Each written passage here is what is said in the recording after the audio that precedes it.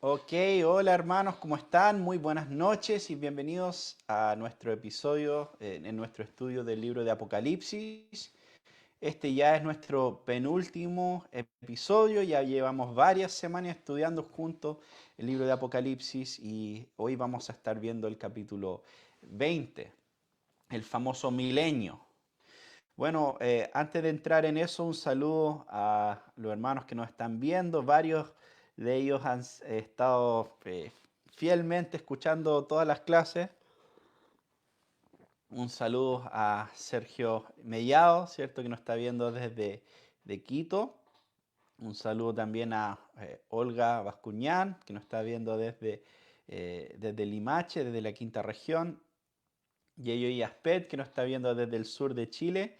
Y saludo también al John Palma, al pastor de nuestra iglesia, que está de cumpleaños hoy día. Un gran saludo al John.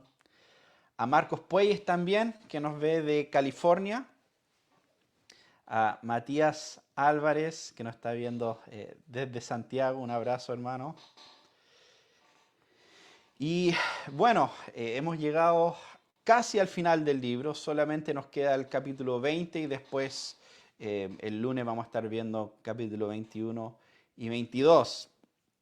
Pero sin duda hemos llegado a un capítulo importante, algo controversial, ¿cierto? Que es este tema del capítulo 20 y el milenio que aquí que ahí nos presenta.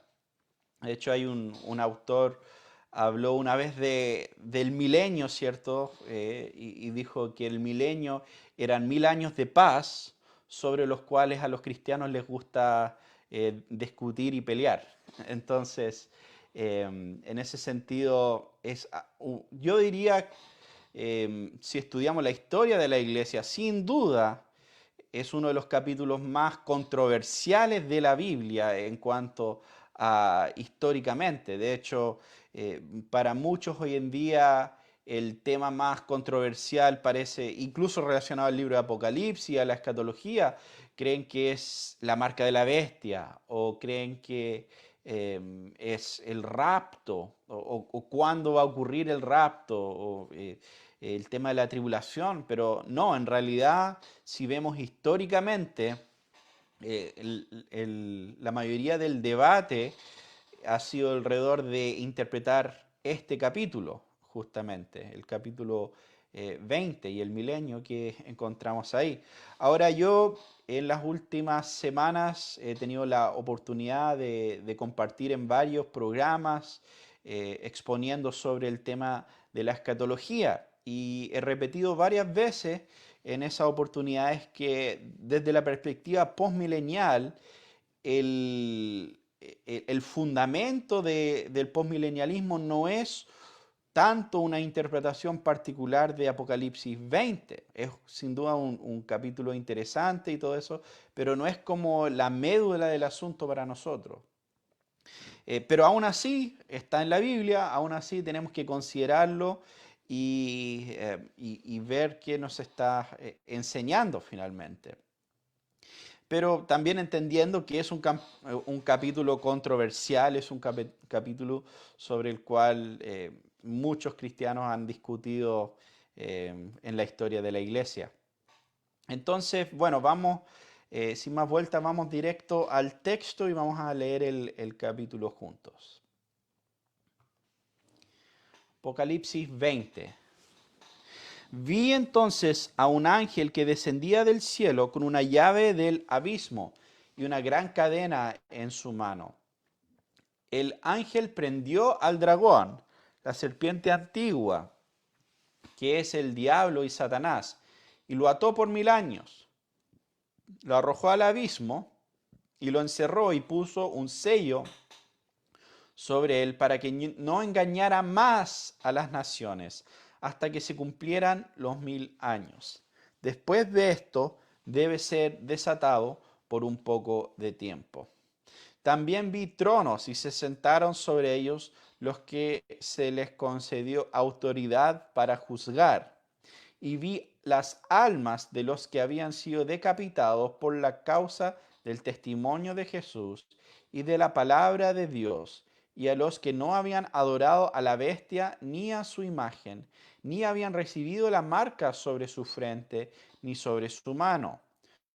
Volvieron a vida y reinaron con Cristo por 1000 años. Esta es la primera resurrección. Los demás muertos no volvieron a la vida hasta que se cumplieron los 1000 años. Bienaventurado y santo es el que tiene parte en la primera resurrección. La muerte segunda no tiene poder sobre estos, sino que serán sacerdotes de Dios y de Cristo y reinarán con él por 1000 años. Cuando los 1000 años se cumplan, Satanás será soltado de su prisión y saldrá a engañar a las naciones que están en los cuatro extremos de la tierra, a Gog y a Magog, a fin de reunirlas para la batalla. El número de ellas es como la arena del mar. Y subieron sobre la anchura de la tierra y rodearon el campo, el campamento de los santos y la ciudad amada. Pero descendió fuego del cielo y los devoró.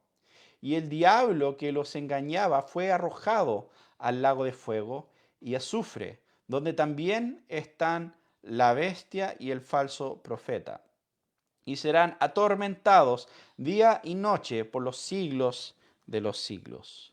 Vi un gran trono blanco y a aquel que estaba sentado en él, de cuya presencia huyeron la tierra y el cielo, y no se halló lugar para ellos. También vi a los muertos grandes y pequeños de pie delante del trono, y los libros fueron abiertos. Otro libro fue abierto, que es el libro de la vida. Y los muertos fueron juzgados por lo que estaba escrito en los libros, según sus obras. El mar entregó los muertos que estaban en él, y la muerte y el Hades entregaron a los muertos que estaban en ellos. Fueron juzgados cada uno según sus obras. La muerte y el Hades fueron arrojados al lago de fuego. Esta es la muerte segunda, el lago de fuego. Y el que no se encontraba escrito en el libro de la vida fue arrojado al lago de fuego. Muy bien, este es el capítulo 20 del libro de Apocalipsis. Y como ya mencioné antes, el enfoque de gran parte de los sistemas de interpretación ha sido este asunto del milenio, que es mencionado especialmente al principio del capítulo. Y de hecho, como muchos quizás han observado, los nombres de las posturas escatológicas vienen de este tema del milenio. Entonces tenemos la postura amilenialista, ¿cierto? Que básicamente, literalmente significa sin milenio, que ve el milenio de manera más figurativa, no tanto literal. Vemos por otro lado la postura premilenialista, que cree que Jesús vuelve al principio aquí del capítulo 20. Finalmente ya Jesús vuelve y Jesús reina en la tierra por 1000 años. Y después tenemos la postura postmilenialista, que cree que no, en realidad Jesús vuelve al final del milenio. Ahora, eso es como en términos generales, cómo se entienden estas posturas. Pero ahora vamos a considerar un poco más en detalle la postura postmilenial, porque bueno, esa es mi postura. Y sin duda, incluso dentro del amilenialismo y el premilenialismo hay variantes, hay diferencias. Algunos intérpretes entienden ciertas cosas de manera diferente, entonces obviamente no tenemos el tiempo para hablar de todas las interpretaciones, pero sí quiero hablar desde la perspectiva postmilenial. Y también mencionar que desde la postura postmilenial no hay solo una interpretación. De hecho, yo diría que hay tres interpretaciones postmileniales, podríamos decir, de este capítulo. posibilidades y lo voy a explicar. De hecho, la gran parte de este tiempo va a ser explicando estas tres posturas. La primera es la interpretación, podemos decir, la puritana, ¿cierto? La perspectiva que tenían los postmileniales puritanos. La segunda sería lo que voy a llamar la interpretación moderna postmilenial, o sea, lo que la mayoría hoy en día cree en cuanto a esto. Y la tercera va a ser la interpretación de B.B. Warfield, que también merece ser estudiado en este asunto. Ahora, eh, para mí, en lo personal, yo lo veo como algo bueno el hecho de que hay varias opciones, por así decirlo. Aunque es interesante porque en una de estas conversaciones en el que participé la semana pasada, me parece, o antes de eso, yo comenté eso, comenté que hay más de una opción en cuanto a interpretar el milenio. Y alguien dijo, pero si hay más de una interpretación, eso es una debilidad. Y desde mi perspectiva no entiendo por qué sería una debilidad. O sea, el hecho de que hay más de una opción y por otro lado, en ciertos temas, el premilenialismo tiene solo una opción en algunos sentidos. Y por otro lado, el amilenialismo también está encerrado a entenderlo de una manera, aunque como ya mencioné, hay diferencias en algunos detalles. En cambio, el postmilenialismo tiene unas diferentes interpretaciones que, como van a ver, lo ven de manera bastante diferente, por así decirlo. Ahora, la primera que vamos a considerar quizás es la más antigua y sería, o no sé si más antigua, pero la más común en cuanto a las personas que históricamente los puritanos estaban asociados con este tema del postmilenialismo, gente, bueno, como Jonathan Edwards y otros. Esto hubiera sido la perspectiva que ellos creían. La mayoría de ellos eran historicistas, pero aparte de eso eran postmileniales, pero ellos veían el milenio no como la era actual, sino como algo futuro en ese sentido. Y voy a agregar aquí una pequeña gráfica, ¿cierto?, que ayuda a describir un poco la perspectiva puritana del milenio. Entonces los puritanos veían el capítulo 19, lo que vimos en la clase pasada, ¿cierto? El jinete sobre el caballo blanco, Jesús, ¿cierto? Descendiendo con su ejército. No veían ahí la segunda venida, sino una visión del pueblo de Dios saliendo a conquistar con la espada que sale de la boca de Cristo, que es la palabra de Dios, los santos de Dios avanzando en el mundo y derrotando los enemigos de Dios, ¿cierto? Por medio de la predicación del Evangelio.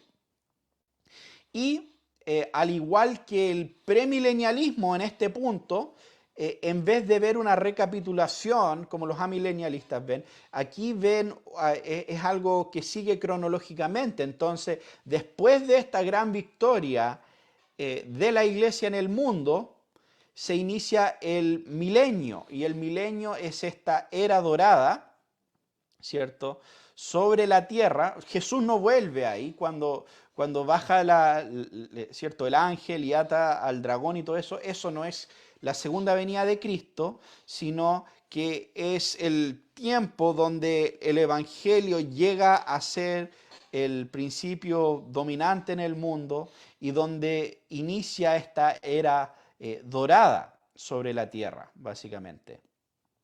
Entonces, esto sería la perspectiva puritana. Ahora, los 1000 años, algunos lo veían como algo literal, ¿cierto? Que este periodo duraría 1000 años y después Jesús volvería. Otros simplemente al igual que amilenialistas, dicen, mira, va a ser un largo tiempo. No tenemos que pensar que 1000 años es algo literal, sino que esta era dorada va a ser un tiempo largo, extendido, y en algún momento después, al final de eso, Jesús va a volver. Aunque sí creían, entonces en cuanto a esto de la atadura de Satanás, eh, esto no está, para ellos no estaría hablando de la cruz, sino que estaría hablando de que la influencia de Satanás prácticamente desaparece entre las naciones y las naciones se entregan a Cristo. Entonces, en ese sentido, la crítica que siempre hacen, ¿cierto? Los premileniales es, pero es que la cadena, Satanás está atado y cómo puede obrar si está atado y todo lo demás. Bueno, postmileniales, para los postmileniales puritanos, esto no era un tema porque ellos creían que esto todavía era algo futuro en ese sentido. Ahora, la primera resurrección, ¿cómo entendían este tema de la primera resurrección? Bueno, desde esta perspectiva puritana no estaría hablando la primera resurrección de una resurrección de personas específicas, sino estaría hablando del avivamiento del cristianismo en la tierra. O sea, la causa por el cual sufrieron los mártires, habría básicamente un gran avivamiento, esta resurrección en la tierra, y la tierra se llenaría de la fe cristiana, de la religión verdadera. Y por otro lado, la segunda resurrección se refiere al avivamiento de la rebelión satánica que ocurre al final del milenio, donde Satanás es desatado por un poco de tiempo, que no es mencionado en versículo 4 y después en versículo 7 en adelante, 7 al 10, ¿cierto? Vemos esta descripción de Satanás soltado. Ahora, como mencioné, esta postura no es muy común hoy en día. Quizás la mayoría de los que sostienen esta postura son de la tradición reformada y por lo general son un poco más, podríamos decir, tradicionalistas en ese sentido. Pero aún así me parece una postura que merece ser considerado. En realidad no diría que es la postura a la que más me inclino necesariamente, pero por otro lado también veo que tiene ciertas fortalezas también y es una opción totalmente viable en ese sentido,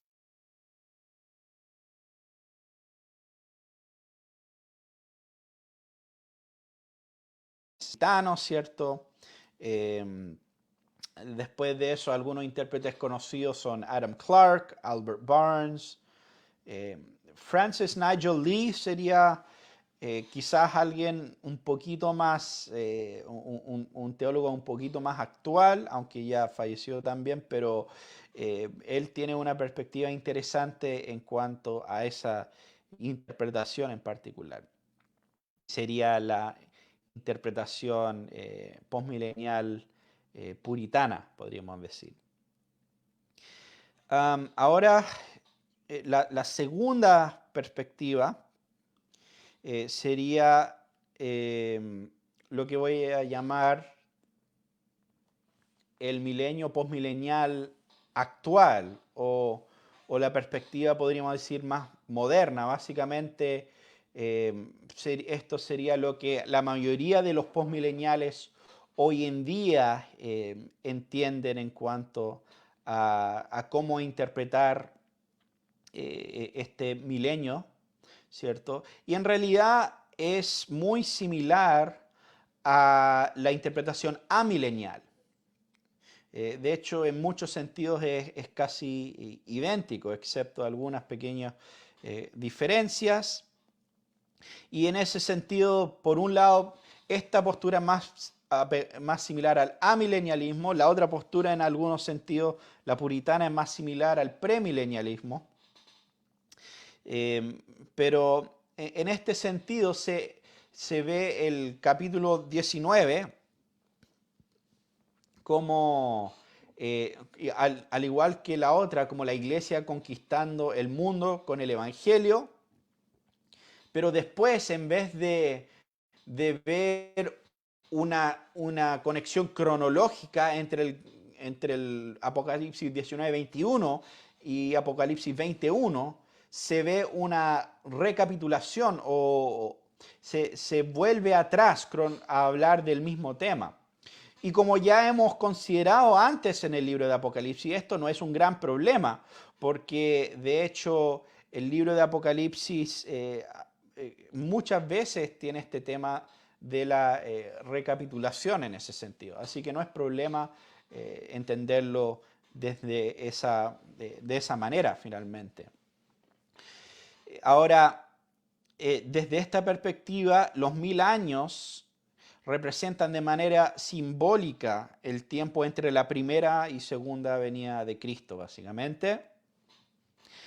La era dorada, sí, para el postmilenial todavía hay una era dorada en ese sentido, pero esa era dorada ocurre en este periodo del milenio. Obviamente, no es algo que ocurra al principio, sino que gradualmente va avanzando y creciendo el Evangelio en el mundo hasta que llegamos a esta era dorada por un tiempo prolongado, igual que el postmilenialismo puritano. En ese sentido no es una gran diferencia, es solo la diferencia en cómo entendemos el milenio específicamente.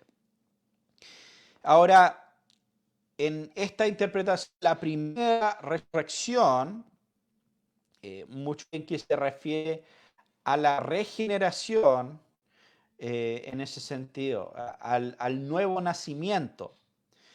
Cuando los cristianos vuelven a vivir, en ese sentido, está hablando no de la resurrección final. Y la segunda resurrección es la resurrección general que ocurre en la segunda venida de Cristo. Ahora, es interesante porque justamente en Juan capítulo 5, y recordemos que Juan es el autor del libro de Apocalipsis y también del Evangelio de Juan, Jesús menciona dos resurrecciones.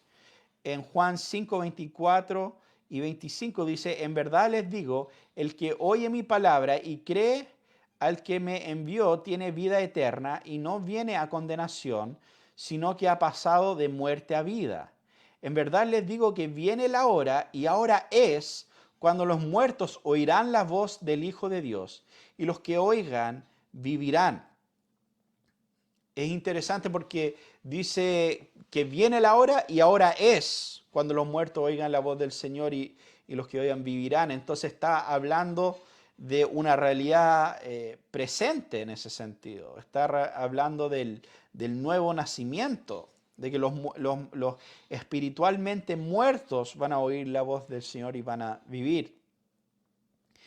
Y por otro lado, después en versículos 28 y 29 dice: no se queden asombrados de esto, porque viene la hora en la que todos los que están en los sepulcros oirán su voz, y saldrán los que hicieron lo bueno a resurrección de vida, y los que practicaron lo malo a resurrección de juicio. Entonces, en este segundo pasaje, Jesús está hablando de la resurrección final, y en ese primer pasaje Jesús está hablando de la resurrección en cuanto a la regeneración.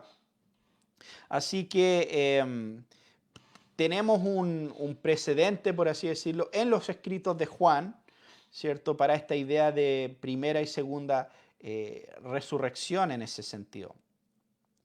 Ahora, algunos también, y esto también ocurre en el tema del amilenialismo, estas dos interpretaciones. La otra interpretación es que la primera resurrección se refiere a los santos que mueren, ¿cierto?, en Cristo, vuelven a vivir, ¿cierto?, en el estado intermedio, en el cielo, durante esta era de la iglesia. Ya están reinando con Cristo en el cielo durante ese periodo.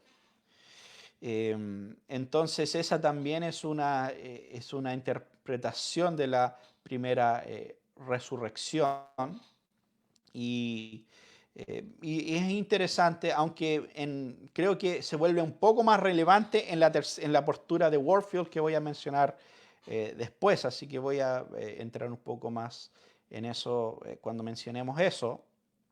Ahora, eso sería la primera y segunda resurrección desde esta perspectiva. La segunda muerte es bastante fácil de identificar porque esa segunda muerte es al final, en versículo 14, nos dice que es cuando son lanzados finalmente al lago de fuego, ¿cierto? Después del juicio del gran trono blanco. Entonces, obviamente, eso es el destino de los impíos, es el destino no es el destino de los creyentes. Y los creyentes sí participan muchos en la primera muerte, ¿cierto? Como creyentes, la mayoría va a morir, ¿cierto? Pero la segunda muerte no. La segunda muerte es para los no creyentes, finalmente. Ahora, Satanás soltado. Y esto para muchos lo ven como un tema complicado para el postmilenialismo en general. Esta idea de que Satanás va a ser soltado y saldrá a engañar las naciones, ¿cierto? Y dice que, versículo 9, subieron sobre la anchura de la tierra, rodearon el campamento de los santos y la ciudad amada. En ese sentido, entonces, esto se toma muchas veces como algo muy negativo en cuanto al postmilenialismo. Porque dicen, bueno, están hablando de un periodo extendido de paz y todo esto, pero después Satanás es soltado. Y quizás aquí es donde hay un gran desacuerdo entre postmileniales y amilenialistas, porque los amilenialistas ponen un gran énfasis en esto y de hecho toman otros pasajes para decir que todos están hablando de este evento, de esta gran apostasía que llaman, y que va a ser un tiempo extendido y terrible, ¿cierto?, para los creyentes en la tierra. Y por eso yo he dicho en otras ocasiones que el amilenialismo en eso se parece mucho al premilenialismo, porque el premilenialismo tiene su futura gran tribulación, y los amilenialistas no lo ven de esa manera. Muchos ven la gran tribulación como algo general que va ocurriendo a través de la era de la iglesia. Otros incluso son preteristas y lo ven como algo pasado. Pero justamente esta gran apostasía para muchos amileniales es como su gran tribulación finalmente. Es un periodo extendido donde las fuerzas de Satanás están venciendo a la iglesia, básicamente. Pero después Jesús, con la segunda venida de Cristo, desciende fuego del cielo y Satanás es derrotado. Ahora, como postmileniales, que vemos y creemos que esto es algo que todavía es futuro, ¿cierto? Que Satanás sí será soltado por poco tiempo. Creo que es importante señalar que el texto es bastante, ¿cómo decirlo? Básicamente no, este texto por lo menos no presenta lo que muchos amileniales esperan que esto va a ser. Porque lo único que vemos acá, si leemos el texto, es un intento de Satanás, ¿cierto? Bueno, primeramente vemos que es poco tiempo, entonces Este periodo se habla de 1000 años, el periodo de la era de la iglesia es un largo tiempo, pero en contraste, esta donde Satanás es exaltado se describe como poco tiempo. Puede ser unas semanas, puede ser unos días, ¿cierto? No necesariamente debemos extender eso.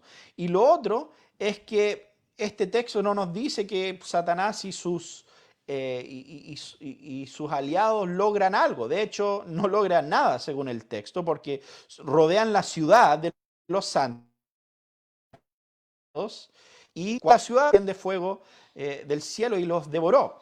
Entonces, así como una gran apostasía, una gran victoria satánica, no, para nada. Es un intento, es el último intento de Satanás y de sus aliados de luchar en contra la iglesia de Cristo y son derrotados finalmente.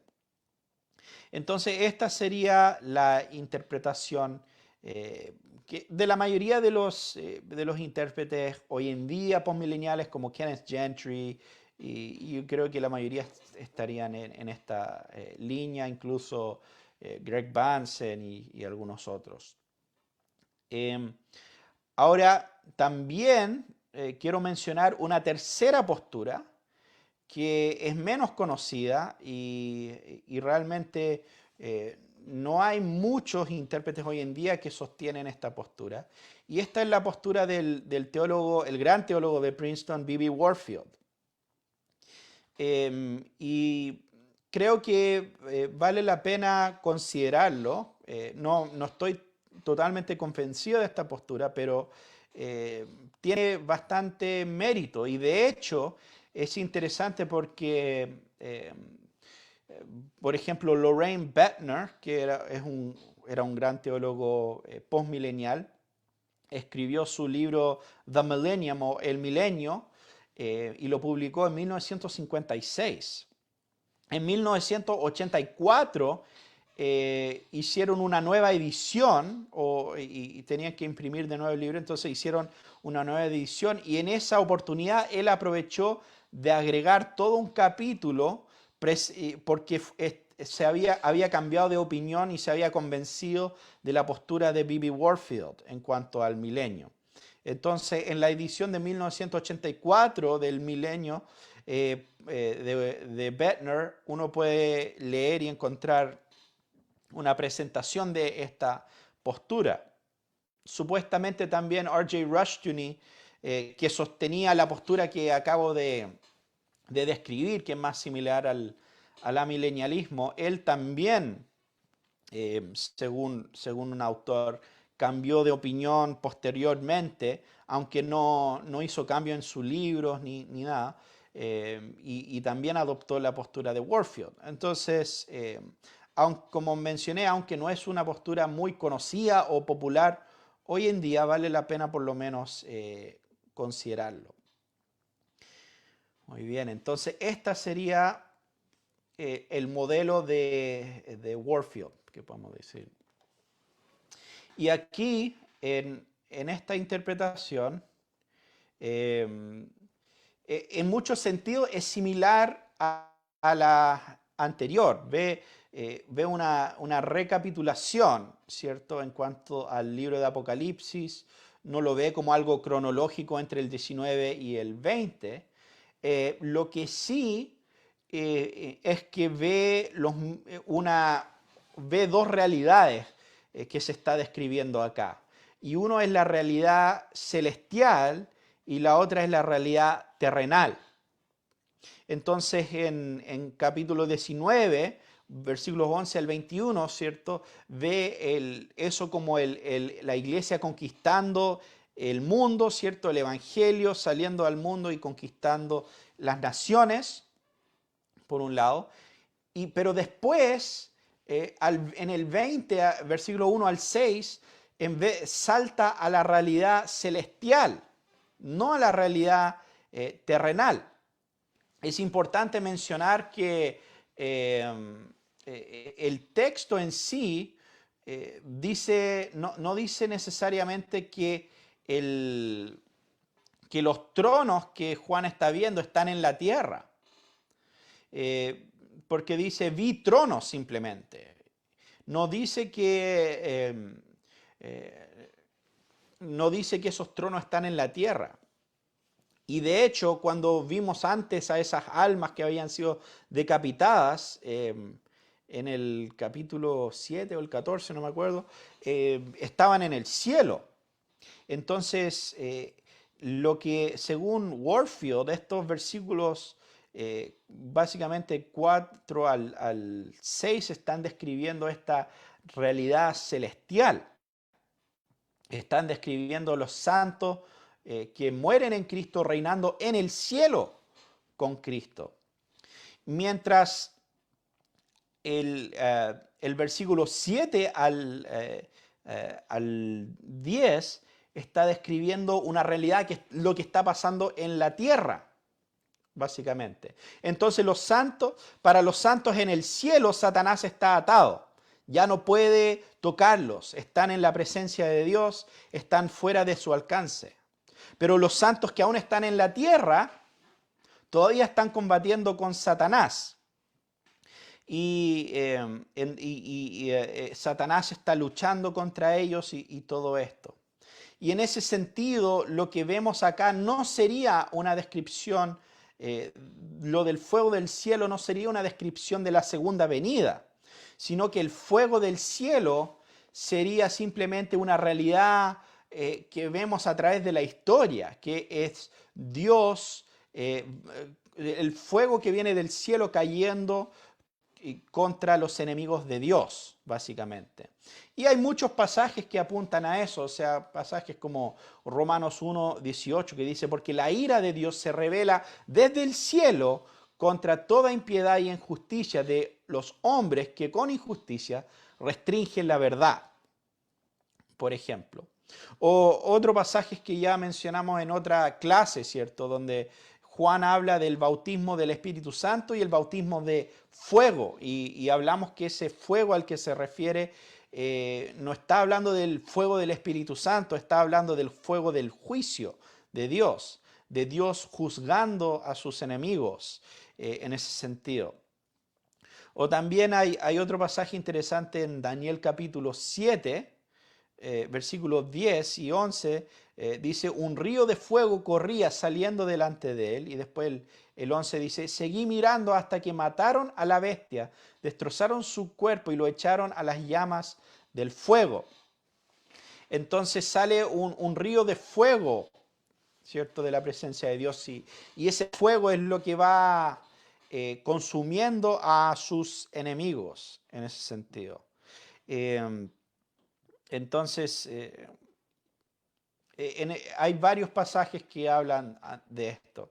Y la idea básicamente es que este corto tiempo que Satanás tiene, o que Satanás es soltado, el fuego de Dios va cayendo y destruyendo a Satanás y destruyendo a sus enemigos en ese proceso. Y eso va ocurriendo durante la era de la iglesia. Y la relación, y bueno, aquí quizá está el punto que para mí es el más complicado con esta postura, porque por lo menos desde lo que a mí me parece, el texto está hablando de una relación cronológica entre, eh, entre el corto tiempo y los 1000 años. ¿Cierto? O sea, ocurren los 1000 años y después ocurre este periodo corto donde Satanás es soltado. Pero según Warfield, la relación entre, y bueno, y él hace un argumento del griego y todo lo demás, pero la relación entre estos dos no es una relación cronológica, sino es una relación como de dimensiones. Uno está ocurriendo en la dimensión celestial y otro ocurre en la dimensión terrenal. Ahora, lo interesante obviamente de esta postura es que no hay una apostasía final, ¿cierto? No, entonces, desde la perspectiva postmilenial, no está esperando justo antes que Jesús vuelva a un tiempo de apostasía. Y esa sería la postura de Warfield en cuanto a esto. Y como ya mencioné de algunos otros, aunque sin duda no son la mayoría. Y como mencioné, es una opción que vale la pena considerar. Hay un artículo largo de Warfield que habla de esto. Hay varios otros material que uno puede leer al respecto. Pero no, la mayoría de los postmillennials hoy en día no toman esa postura. Muy bien, y hace un tiempo estaba leyendo a Douglas Wilson y hablaba sobre la interpretación de Apocalipsis. Y bueno, después del capítulo 5 dijo, básicamente aquí es donde los intérpretes cristianos ortodoxos se dan la mano y no se vuelven a encontrar hasta el capítulo 20, versículo 11. Porque en el capítulo 20, versículo 11 encontramos algo en el que básicamente todos están de acuerdo, que el gran trono blanco que ve Juan, y eso sería una referencia al día del juicio final. Esto sí sería una referencia, ¿cierto?, a la segunda venida de Cristo y a la idea que todos, ¿cierto?, son resucitados físicamente de entre los muertos, y es por eso que, eh, ¿cierto?, el mar entrega a sus muertos que estaban ahí, la muerte de Hades entrega a sus muertos, y todo esto. Entonces, este es el gran día final, el gran juicio que vemos a través de la Escritura, y el cual que todo hombre, ¿cierto?, tiene que enfrentar. Y es por eso que, bueno, esto es algo que prácticamente todos los cristianos creen en ese sentido.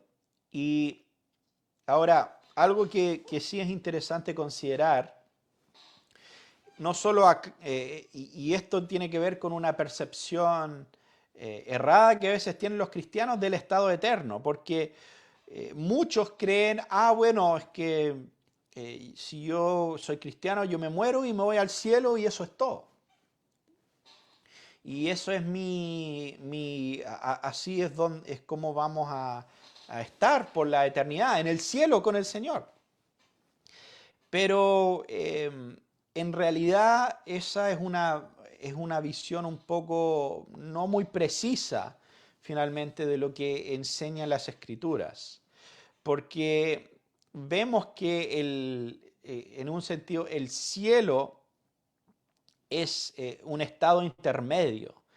Es el estado donde el creyente está a la espera de este gran día del juicio, a la espera de la resurrección de su cuerpo.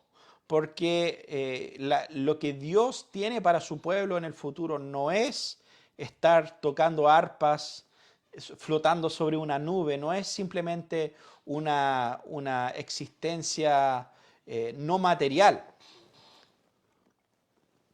De hecho, hace poco alguien comentó, dijo, bueno, el postmilenialismo tiene una perspectiva muy terrenal, muy materialista del propósito de Dios.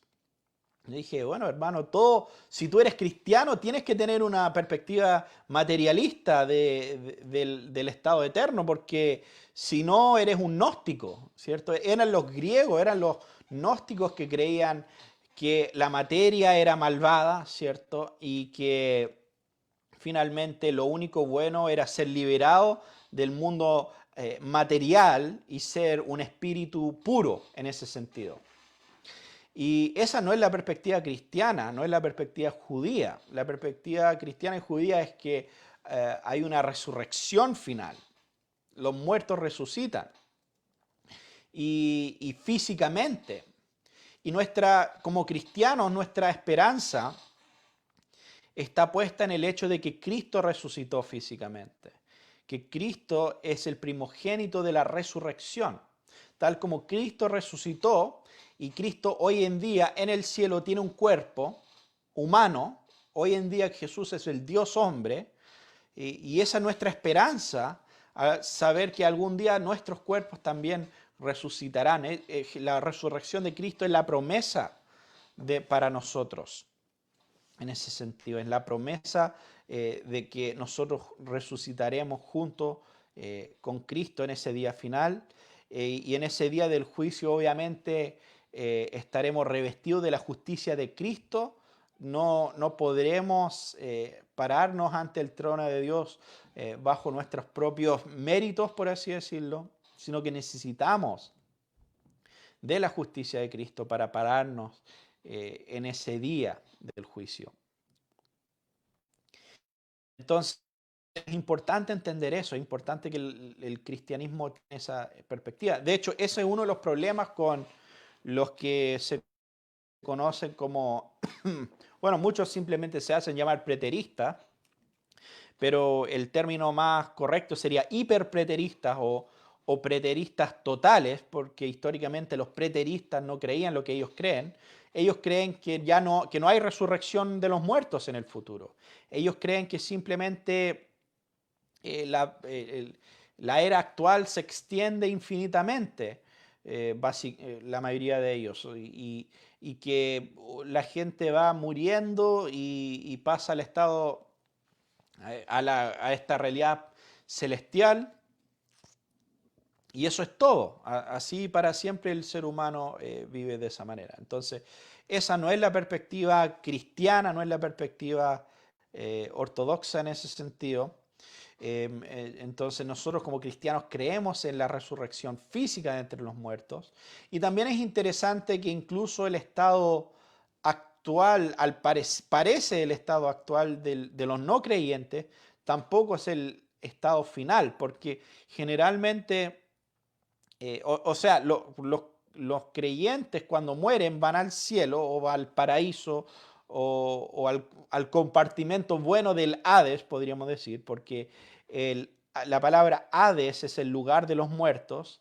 En el Antiguo Testamento es Seol, y los cristianos o los hijos de Dios van al paraíso, van al seno de Abraham, van al cielo, y los no creyentes van a la parte mala, podríamos decir, del Hades, pero después la muerte y el Hades son arrojados al lago de fuego. Entonces el Hades no es lo mismo que el lago de fuego, eso es un punto interesante, y ese lago de fuego, al parecer, se ve claramente en ese día del juicio final. Así que estas son las tres posturas. Bueno, y eso último era más general, de lo que creen los cristianos en general. Pero lo anterior son las tres posturas postmileniales, podríamos decir. La puritana, la postmilenial más moderna, y por último la perspectiva de B.B. Warfield. Entonces ahora voy a leer algunos comentarios de los hermanos a ver qué dicen acá. A ver, si tienen preguntas los pueden dejar aquí, obviamente en los comentarios también. Bueno, Jesse Santos dice, existen principalmente tres posiciones de la interpretación de relación a la profecía, y esto hace hacerme una pregunta. Quizás les parezca extraña, pero quisiera saber tu opinión al respecto. ¿Por qué crees que Dios quiso hacer la profecía con tantos símbolos? ¿Por qué no dijo claramente los años exactos que transcurrirían entre su primera y segunda venida? ¿Por qué no dijo claramente que Jerusalén sería destruida en 70 años, más por parte de Tito Pagano? ¿Por qué no dijo claramente... bueno, no puedo seguir leyendo porque eh, no me deja seguir, pero creo entender el sentido general de lo que está diciendo. Ahora, yo creo que parte de la respuesta es que, bueno, nosotros sí creemos que dijo muchas de esas cosas claramente. Claramente dijo, esta generación no pasará hasta que estas cosas ocurren. Por ejemplo, Mateo 24 dijo que en Apocalipsis que estaba hablando de cosas que iban a ocurrir pronto. Entonces, no es... obviamente depende de cómo interpretamos el libro, pero no es tan imposible de interpretar. Y lo otro es en cuanto al día de su venida. Él dijo que nadie sabe el día y la hora. En Mateo 24:36, creo. Entonces, él dijo que nadie sabe eso. Por lo tanto, por eso es que no nos dijo, mira, lo que pasa es que en marzo del 2022 va a ser el día de la segunda venida o algo por el estilo. Aunque sin duda hay muchas personas, el último quizás que acuerdo fue hace unos años, Harold Camping dijo, creo que era el 16 de mayo, 21 de mayo de hace unos años, dijo, ese es el día donde Jesús va a volver, y de hecho sus seguidores compraron letreros en todo Estados Unidos, gastaron todo su dinero porque esto era el día final. Y bueno, la verdad, perdieron mucho dinero, se quedaron sin nada porque pensaban que Jesús iba a volver ese día y no fue así. Entonces, sí, obviamente quizás nos gustaría que hubieran cosas más claras que otras en las Escrituras, pero la realidad es que tenemos lo que Dios nos reveló, lo que Él nos quiso revelar. Y Él, si no nos ha revelado ciertas cosas, es porque no cree que necesitamos saberlo en este momento. Y podemos confiar en Él, que en la suficiencia de su palabra, de que el Señor nos ha revelado todo lo que necesitamos para vivir la vida cristiana, para vivir de manera que honra a Dios. Entonces, bueno, buena pregunta. Sergio Mellado pregunta, hermano, pero si hay tanta maldad en la tierra, también hay muchas personas que son anticristos. Los LGBT están tomando mucho poder y al paso pareciera más bien que no vamos encaminados a una era dorada. Claro, de acuerdo a la Gran Comisión me gusta mucho la idea, pero pienso que sería más bien un remanente de cada nación. Gracia y paz, hermano. Bueno, esto es algo que escuchamos con frecuencia, ¿cierto? Hay tanta maldad en el mundo va de mal en peor. Y honestamente creo que una buena parte de esto es simplemente una cosmovisión que nosotros tenemos, una cosmovisión que es común en el mundo, de que el mundo va empeorando. Y es como ver un vaso mitad lleno. Una persona ve el vaso mitad lleno o mitad vacío, ¿cierto? Dependiendo de su cosmovisión. Una persona ve un cielo gris con poca luz y no sabe si está saliendo el sol ¿cierto? Si está llegando la oscuridad o si está llegando el amanecer. Y en esos días grises es como difícil de ver. Y es por eso justamente que tenemos que confiar en las promesas de Dios. No en lo que nuestros ojos ven. O sea, hay tantos ejemplos que podemos dar de las Escrituras, ¿cierto? Podemos dar el ejemplo de Abraham, donde él ni siquiera tenía un hijo y Dios le dice, mira las estrellas y así van a ser tus descendientes. Cuando los ángeles vinieron a Abraham y le dijeron a él que iba a tener un hijo, Sara, su esposa, escuchó y se rió de eso. ¿Cómo voy a tener un hijo si mira la edad que tengo? Pero Dios, aún cosas que nos parecen improbables, Dios es fiel a cumplir sus promesas. Ahora, podemos discutir sobre la situación actual, podemos mirar 800 años atrás y preguntarnos si era mejor hace 800 años o ahora. Y creo que en muchos sentidos, o sea, el hecho de que en este momento están estas cámaras acá, estoy transmitiendo, estoy hablando con personas que están en diferentes partes del mundo, yo creo que es bastante evidencia de que no todo en el mundo ha empeorado, ¿cierto? Hay algunas cosas buenas en el mundo, hay algunos avances, hay algunas cosas positivas que podemos ver. Pero aún si no, aún si en realidad todo está decayendo y todo lo demás, ok, puede ser. El punto es, la perspectiva postmilenial no sería invalidado con esa conclusión. Lo único que podría quizás apoyar eso es si pensamos que el mundo se va a acabar ahora, ¿cierto? Si el mundo se va a acabar en un año, si se va a acabar en 2 años, podemos decir, mira, no veo cómo Dios va a hacer esto, no veo cómo Dios va a transformar la gran parte del mundo, porque mira ahora. Pero quién sabe, ¿por qué no podemos tener todavía 2000, 3000 años para el futuro, ¿cierto? Bruce Gore, que uno de los autores, uno de los maestros que entrevisté para mi película sobre posmilenialismo, a todo esto que pueden ver en YouTube, en la Tierra como en el cielo, y en Facebook también, él dijo algo interesante. Él dijo que cuando Jesús dijo, perdón, cuando Dios le dijo a Moisés, dijo, él es fiel hasta 1000 generaciones, a lo que llama. Si nosotros tomamos eso como números literales, eso nos llevaría, 1000 generaciones nos llevaría como al año 28.000.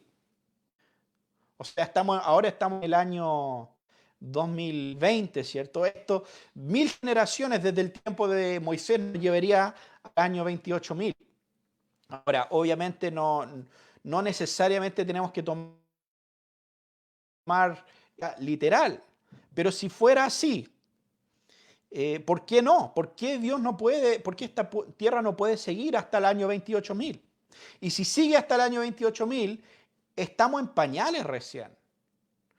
Si es así, la gloria primera no se compara con la gloria postrera, ¿cierto? Y no se compara lo que hemos visto en este tiempo, como una cita de B.B. Warfield que tengo al final de la película. No podemos medir la obra salvífica de Dios por lo que vemos en estos días pobres en los que vivimos. El futuro es mucho más glorioso desde la perspectiva postmilenial. Entonces, o sea, realmente si el mundo se extiende, si el mundo sigue 2000, 3000, 5000 años más, ¿acaso no puede ser que en el futuro el reino de Dios se va a extender hasta tal punto que llene toda la tierra? Sin duda, o sea, en este momento, eh, 1/3 del planeta, de una forma u otra, dice ser cristiano. Ahora entiendo que eso incluye a un montón de gente que quizás no son verdaderos cristianos, ok, ni un problema. Pero el punto es que eso es casi 1/3 del planeta. ¿Quién dice que eso no se puede seguir extendiendo? Por lo tanto, el decir que hoy día el movimiento LGBTI tiene mucho poder y todo lo demás, en realidad yo veo eso no como el inicio de algo, yo veo eso como el fin de algo, veo eso como lo último que le queda al humanismo, lo último que le queda laica que quiere separar a Dios y sacar a Dios de la sociedad y tener una sociedad humanista en ese sentido. Ya ni saben lo que es un hombre o una mujer. O sea, esta sociedad como va no puede seguir. Y la gran pregunta es, ¿qué viene después de eso? Viene mucho y la mayoría, la respuesta como automática casi es, bueno, mira, todo se está acabando y por lo tanto estamos viviendo en los últimos días. Eh, pero hay otra respuesta, o sea, y la otra respuesta es que este falso sistema está llegando a su fin y los hijos de Dios heredan la tierra en ese sentido.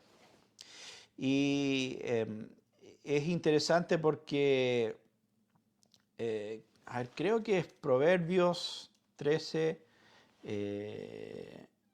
bueno, no me acuerdo el versículo, pero dice básicamente eh, que un hombre bueno deja una herencia para los hijos de sus hijos, pero la riqueza de los impíos está reservado para los justos. Entonces hay un mecanismo donde finalmente los enemigos de Dios están siendo derrotados.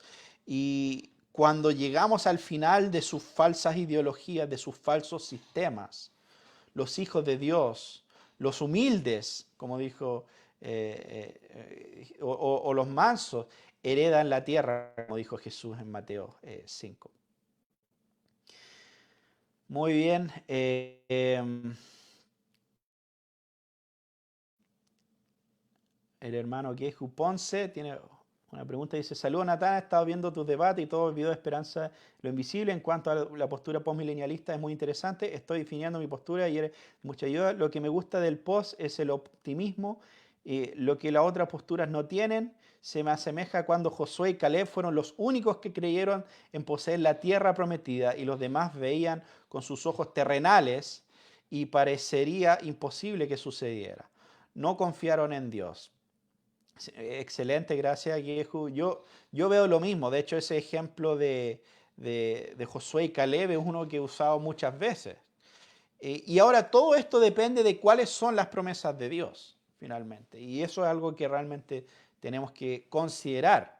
Pero cuando personas vienen a mí y me dicen, mira, yo no puedo creer en el postmilenialismo porque todo se está desmoronando, porque el COVID-19, porque la marca de la bestia, para mí esos son argumentos muy débiles. Eh, Tenemos que tener la fe de Abraham, que Dios, imagínense esto, Dios le dijo a Abraham que ejecutara, que sacrificara a su único hijo, a ese hijo de la promesa, a Isaac. Y el autor de Hebreos nos dice que Abraham tenía fe en Dios, que Dios podía resucitar los muertos. En otras palabras, Abraham creía que si él mataba a su hijo, él tenía tanta fe, tanta confianza en el Señor y en su palabra, que él creía que si él mataba a su hijo, y Dios había dicho que ese era el hijo de la promesa, que no era Ismael, que era Isaac el que iba a heredar la promesa, que si Abraham lo mataba, Dios lo iba a resucitar, ¿cierto? Necesitamos tener esa fe. Esa es la fe que necesitamos tener.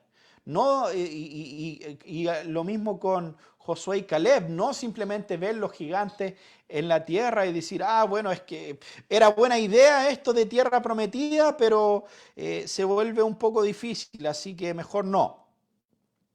Sino que tenemos que confiar en Dios. Y si Dios dijo que nos ha dado esa tierra, ¿quién somos nosotros para asustarnos y no confiar en Dios cuando vemos gigantes? Muy buena observación. Eh,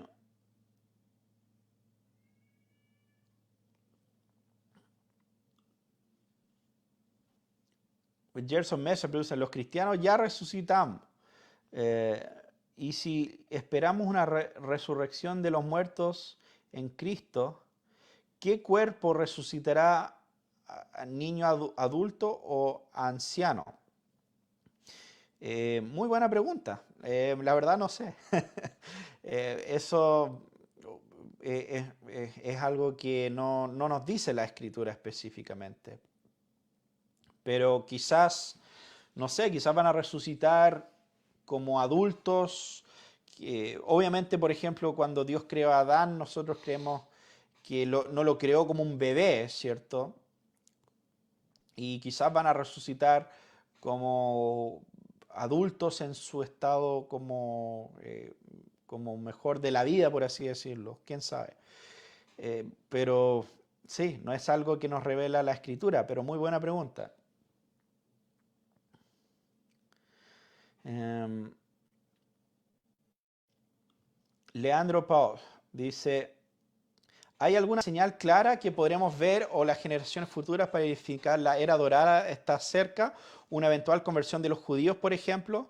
Sí, o sea, en ese sentido, muchos, y esto más que nada es basado en una interpretación de Romanos capítulo 11, muchos de los puritanos pensaban que la futura conversión de los judíos marcaría el inicio de un tiempo de evangelización en todo el mundo. Otros pensaban que la conversión de los judíos iba a ser lo último antes de entrar a esta era dorada, por así decirlo. Entonces, algunos pensaban que se iban a convertir los judíos y después iba a haber un gran avivamiento en el mundo gentil y ahí venía la era dorada, y otros que el mundo gentil se iba a convertir, los últimos iban a ser los judíos y ahí iniciaba la era dorada. Entonces, eso quizás sería un poco de eso. Pero quizás un peligro del postmilenialismo es como pensar que la era dorada ya ha llegado cuando todavía falta mucho. Y eso quizás fue el error de algunos como Jonathan Edwards o otros que en sus tiempos vieron el primer gran despertar, que fue un avivamiento pero increíble en Norteamérica y en Inglaterra. Y con todo lo que estaba pasando ahí, pensaron, mira, esto ya ha llegado el milenio prácticamente, ya estamos listos para entrar al milenio. Y sabemos todos que aunque el gran despertar fue muy bueno e importante, no fue así. Entonces quizás eso es es un tema que hay que considerar y no apresurarse. El punto, más allá de lo que yo veo o tú ves, es que si Dios prometió que lo va a hacer, lo va a hacer. Aunque quizás faltan muchos siglos todavía antes de ver el cumplimiento de eso. Ok, hermano Cristian Querello dice, ¿cómo calza la postura postmilenialista con la postura calvinista de elección? En el sentido de que la elección va en aumento. Sí, o sea, mira, todos los calvinistas históricamente han creído en avivamiento, por ejemplo. O sea, si pensamos en el primer gran despertar, la mayoría de las figuras ahí eran calvinistas, e incluso Jonathan Edwards y George Whitefield y ellos eran calvinistas y postmileniales.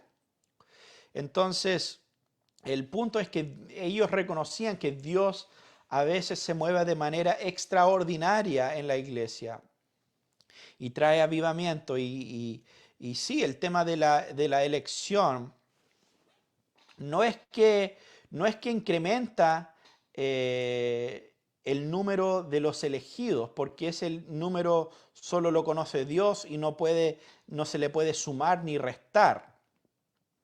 Pero sí que hay más elegidos en los días postreros. Eso sería como lo que cree el postmilenialismo, que en el futuro la gran mayoría van a ser cristianos. Y hasta tal punto que finalmente serán más los conversos, serán más los salvos que los perdidos. Y eso es un punto que vale la pena considerar. O sea, ¿va a estar más lleno el infierno o el cielo? En ese sentido. Y yo creo que es importante de considerar. Ahora, si respondemos, no, el infierno va a estar más lleno que el cielo, no, perdón, que el cielo va a estar más lleno que el infierno, entonces, por necesidad tenemos que llegar a la conclusión postmilenial, porque ya, digamos que todos los que están vivos hoy día, que dicen ser cristianos, realmente son elegidos, digamos, por un segundo, y todos los que no dicen ser cristianos realmente están perdidos. Eso significa que hoy en día, si todos mueren, un tercio solamente iría al cielo y 2/3 iría al infierno. Entonces la proporción futura tiene que cambiar para ajustar eso. No sé si se entiende. Entonces, faltan muchos más hijos de Dios por nacer de los que han nacido hasta el día de hoy. Eso sería como la conclusión postmilenial en cuanto al número de los escogidos versus el número de los perdidos. Y en ese sentido no hay un conflicto con el tema calvinista. No es que uno tiene que ser calvinista para ser postmilenial. Hay algunos postmileniales que no eran calvinistas, pero aún así es históricamente algo que va bien ligado, podríamos decir. Em,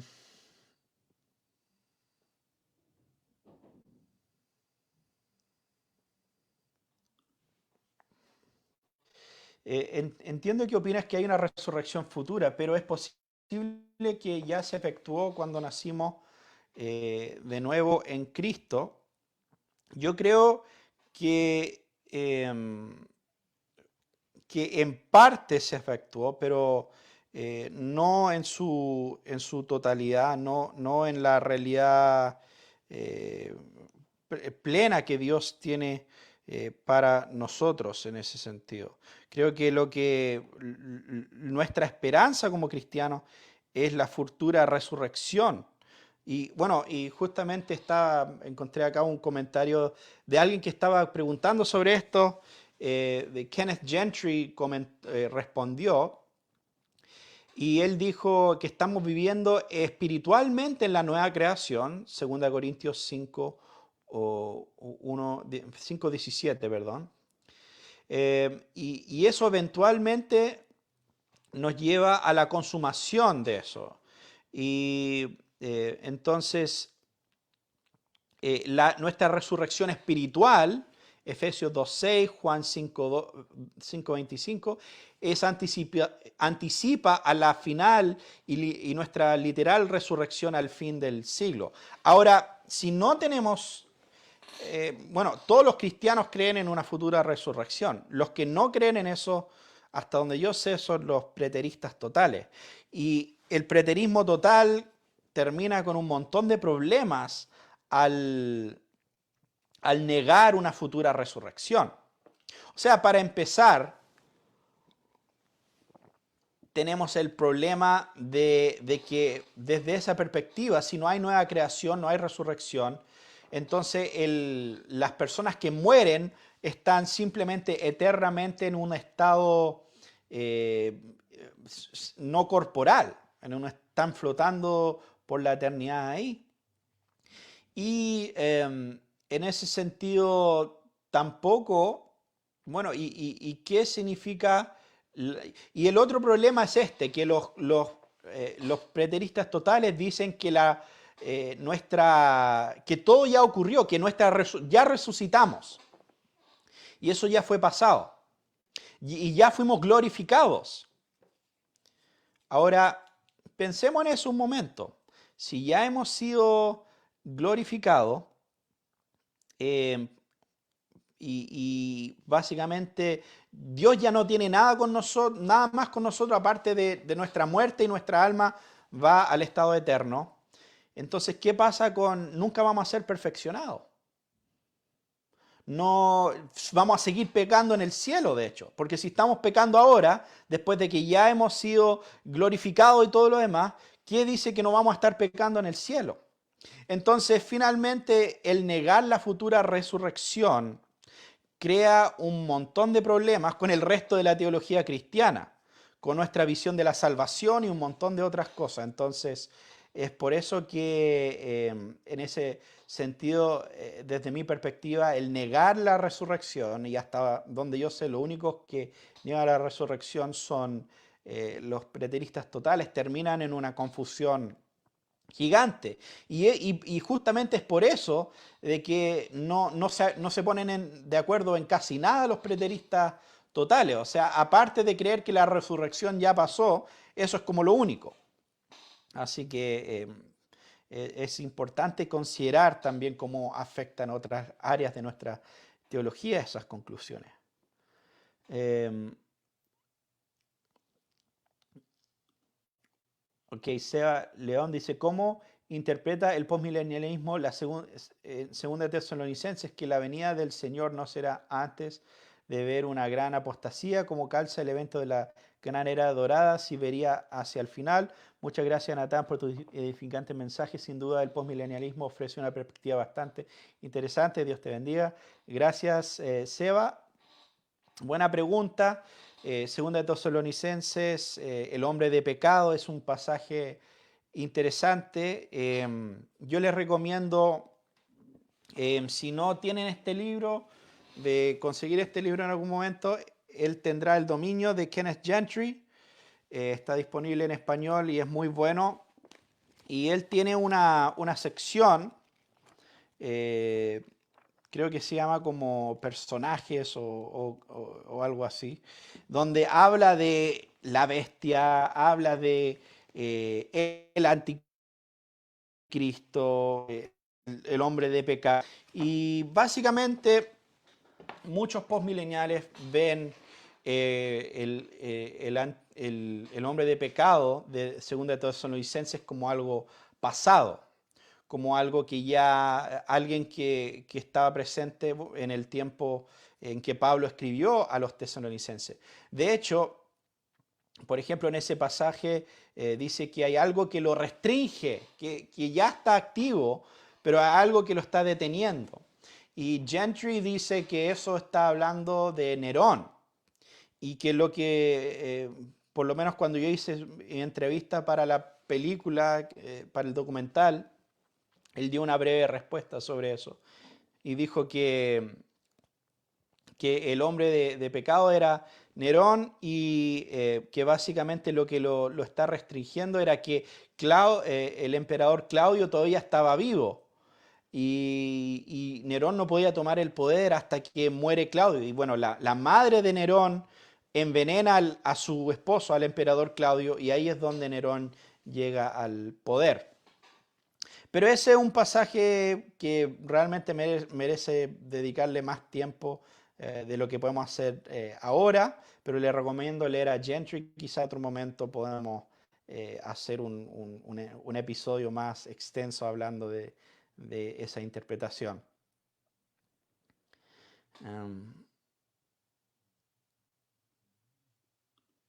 Gerson, ¿es posible una sesión a través de Zoom o algo así para permitirnos hacer preguntas un poco más directas?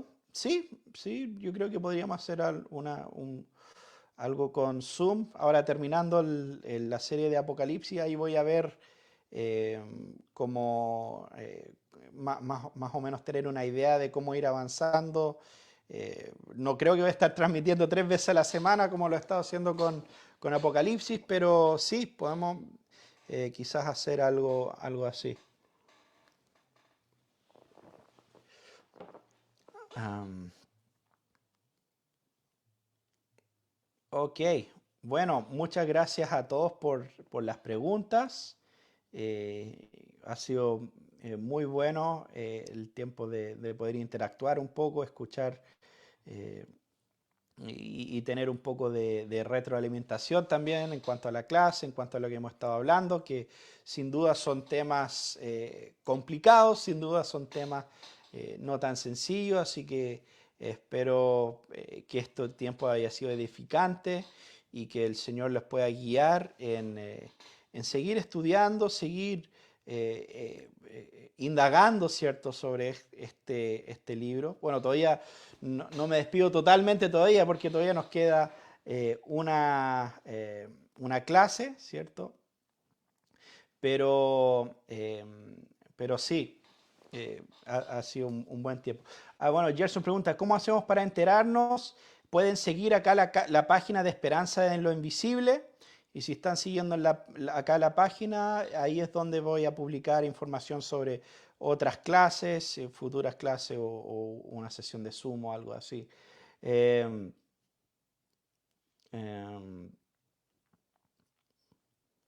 eh, entonces sí, eso es importante. Entonces Carlos Vela Sánchez pregunta si la glorificación es futura. Sí, nuestra glorificación es futura. Todavía no hemos sido glorificados.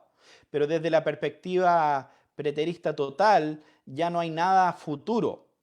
toda la obra de Dios, ya hemos resucitado con Cristo, entonces ya no hay nada ni una transformación futura aparte de nuestra alma tal como está, va a pasar al estado eterno.